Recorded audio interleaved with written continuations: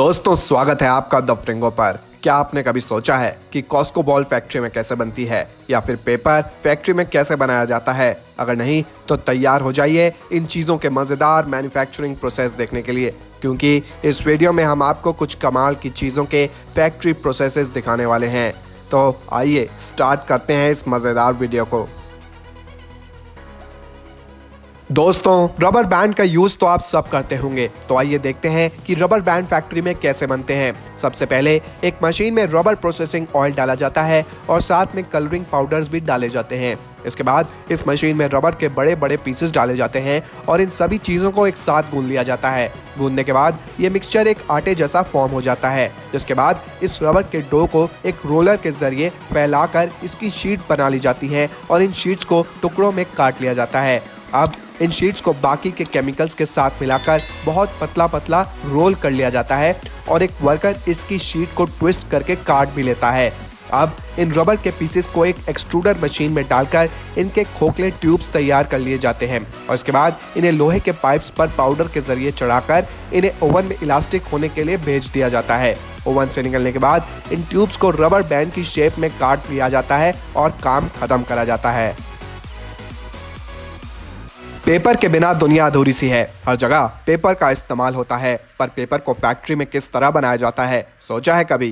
Paper को acacia और eucalyptus जैसे पेड़ों का यूज करके बनाया जाता है। सबसे पहले इन हार्वेस्टेड पेड़ों को फैक्ट्री ले जाया जाता है पल्पिंग के लिए। यहाँ इन पेड़ों की बार्क यानी छाल को हटा लिया जाता है और फिर इनको बुरादे के फॉर्म में कन्वर्ट कर दिया जाता है। अब इस बुरादे को बहुत देर तक कुक करा जाता है, जिससे इसमें मौजूद फाइबर डिसॉल्व हो जाता है और पल्प बनकर तैयार हो जाता है। नेक्स्ट स्टेप में इस पल्प को व्हाइट कलर दिया जाता है और इसको सुखाकर शीट की फॉर्म में काट लिया जाता है। ये शीट गत्ते जैसी होती है। अब इन शीट्स को पानी और कुछ केमिकल्स के साथ प्रोसेस करा जाता है और ये गत्ता गलकर लंबी लंबी और पतली शीट्स में फॉर्म कर लिया जाता है। यहाँ पेपर बनकर तैयार हो गया, जिस पर आप लिख सकते हैं। इसके बाद बड़े बड़े रोल्स काट लिए जाते हैं और 50% पानी इसमें से एक्सट्रैक्ट कर लिया जाता है। बस अब इन रोल्स में से छोटी छोटी शीट्स को काटकर पैकेज करके भेज दिया जाता है।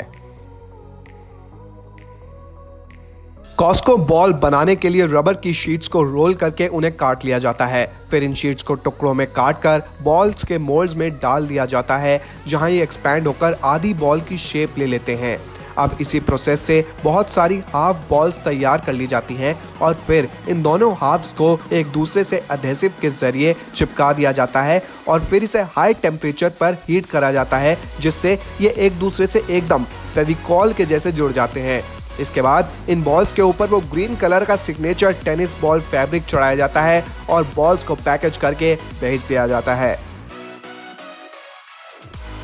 तो दोस्तों आज की वीडियो में हमने कुछ कमाल के फैक्ट्री मैन्युफैक्चरिंग प्रोसेस देखे। अगर आपको हमारी ये वीडियो अच्छी लगी और आप आगे भी हमारे चैनल पर ऐसी ही कमाल की वीडियोस देखना चाहते हैं, तो आज ही हमारे चैनल द फ्रिंगो को सब्सक्राइब करके साथ में मनी बेल बटन को भी जरूर दबाएं। मिलते हैं आप सभी से हमारी अगली वीडियो में, तब तक के लिए धन्यवाद।